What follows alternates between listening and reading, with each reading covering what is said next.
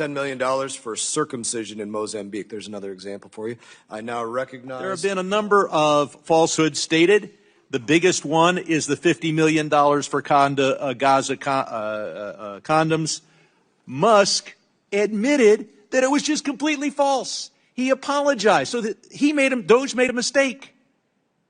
Are we going to terminate Doge? Well, I'd like to, but we're going to terminate Doge because it made one mistake? No. You identify mistakes that are a lot less than $50 million. People want to terminate USAID. Told that circumcision is terrible. It's a very cheap operation. It's only done voluntarily. It's been done by Democratic and Republican administrations, including Trump.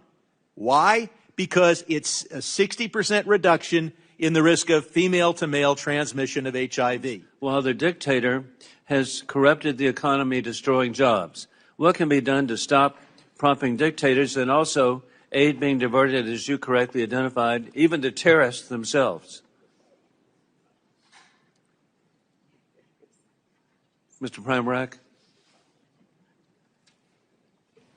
Yes, sir. I'm not familiar with the situation in Tunisia, but this happens a lot. I think there's a lot of goodwill in these programs. There's a lot of good programs overall.